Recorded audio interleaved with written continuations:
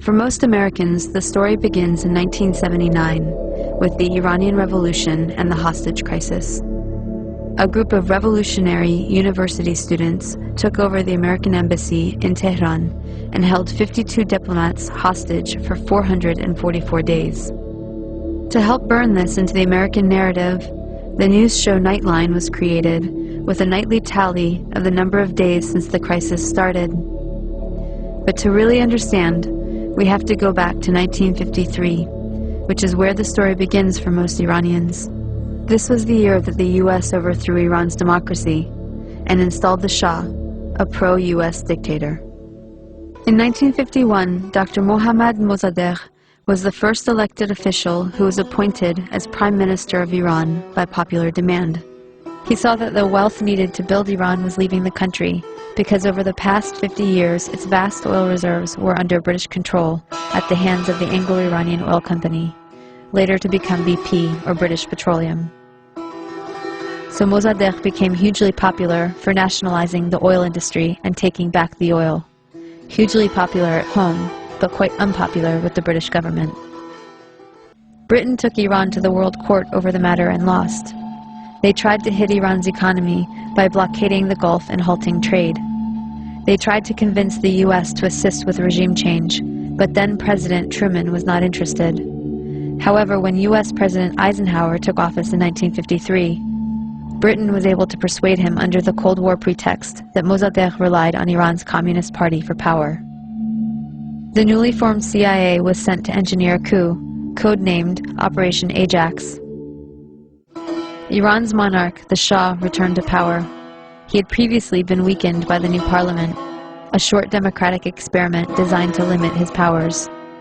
After 1953, he returned fully backed by UK and US power, and the oil was soon flowing under control of Britain, America, the Netherlands, and France. The Shah became increasingly arrogant, opulent, and autocratic over his 25-year rule. He instilled fear in the population with a secret police known as Savak, created by the American CIA and Israeli Mossad, that tortured and imprisoned those who dared to dissent. He crushed all political opposition. Troops were sent to massacre demonstrators. He pushed a white revolution to modernize and westernize the country, giving women the right to vote and other reforms. But ultimately, he served the elites and created a huge economic gap for the poor masses. Powerful religious leaders saw that he was forcibly trying to rid Iran of Islam in a country that was 90% Muslim. One of the Shah's leading critics, Ayatollah Ruhollah Khomeini, was arrested and imprisoned for 18 months. After his release in 1964, Khomeini was sent into exile for 14 years. From abroad, he continued his anti-US, anti-Shah campaign through sermons on cassette tapes that made their way back into Iran and circulated as people copied and shared them. By the end of the 1970s, things had gotten so bad that major protests and the violence that followed were becoming a regular occurrence. The Shah declared martial law and banned demonstrations. This resulted in a huge protest and a general strike that shut down the economy. Soon over 2 million people flooded a public square in Tehran, demanding to remove the Shah and for Khomeini to return, and that is exactly what happened. One important thing to note is that the CIA orchestrated the 1953 coup out of the very same American embassy in Tehran that was later the site of the hostage crisis, right after the Shah was overthrown by popular revolution in 1979. The students were convinced that once again, the U.S. had plans to overthrow their revolution.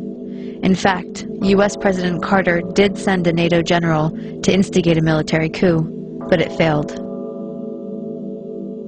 Iran and the U.S. had an extradition treaty in force that obligated the Carter administration to return the Shah to Iran as an indicted criminal. The students had 4 demands: return the Shah to Iran for trial. He had been accepted into America for medical treatment. Return the Shah's wealth to the Iranian people. A promise from the U.S. not to interfere in Iran's affairs in the future. And an apology and admission of guilt by the U.S. for its past actions in Iran. The apology never came, but 20 years later, Secretary of State Madeleine Albright did acknowledge the U.S. role in Mossadegh's overthrow. So Khomeini took power in 1979 and instituted a government under Islamic law. Within a year of the revolution, Saddam Hussein invaded Iran without provocation, seeking control of Iran's oil-rich Khuzestan region and key oil shipping waterways. The resulting Iran-Iraq War from 1980 to 1988 was the longest and one of the most devastating conventional wars of the century. At least 500,000 Iranians were killed. This war further cemented resentment of the U.S. government, as they were playing both sides. On one hand, they were supporting Iraq, providing money, technology, and intelligence, including satellite photography, to help Iraqi bombing raids. The U.S. helped provide Saddam Hussein with weapons by giving him agricultural credits and pressuring Gulf states to give him billions in loans so he could buy weapons from Western Europe, China, and Russia. The U.S. Department of Commerce issued licenses to export materials for Iraq's weapons of mass destruction program. The U.S. continued its support even after learning that Iraq was using chemical weapons against Iran, not to mention against its own citizens, to stop an uprising of Kurdish separatists. But the imperialist tradition also called for maintaining regional balance of power. So the U.S. also armed Iran, not letting any one regional power get secure enough to dominate or to ally with its neighbors to challenge U.S. hegemony. In this case, it came in the form of the Iran-Contra scandal. U.S. President Reagan needed money to fund an unjustified war against Nicaragua, but was forbidden to do so by Congress. So U.S. arms were illegally sold to Iran through Israel and South Africa, and the proceeds went to the Nicaraguan Contras. This allowed Reagan to get around Congress to support a campaign of kidnap, rape, torture, and murder for which the U.S. was convicted by the World Court for unlawful use of force. In other words, state-sponsored international terrorism. The ruling was ignored. Khomeini died in 1989, shortly after the war ended. He promised democracy, but essentially had become the next dictator. Although he improved literacy and much-needed health care for the masses, he also imposed censorship, violently crushed political dissent, and attacked women's rights. Instead of the Savak, the people now had the Revolutionary Guard to fear. Since then, Iran has been an oppressive theocracy. Khomeini was replaced by Khamenei, who remains supreme leader to this day. As a test of fairness, we might imagine that Iran invaded and occupied Canada and Mexico, and had aircraft carriers sitting in the Caribbean. Imagine then if Iran had the power to label the U.S. the axis of evil and cut us off from the rest of the world, and then threaten to attack us if we didn't stop generating nuclear power. What if Iran had overthrown the U.S. government 50 years ago and installed a dictator friendly to Iranian interests, who kept it in power for 25 years? At that point, imagine that Christian fundamentalists, who currently represent about a third of the U.S., took power and began ruling under church law, followed by an unprovoked invasion by Canada, supported by Iran and ignored by the UN, in which it nearly destroyed the U.S. Would it be possible to imagine Iran as liberators? Would Iran be justified in attacking if the U.S. government helped Christian fundamentalists in Canada to take up resistance?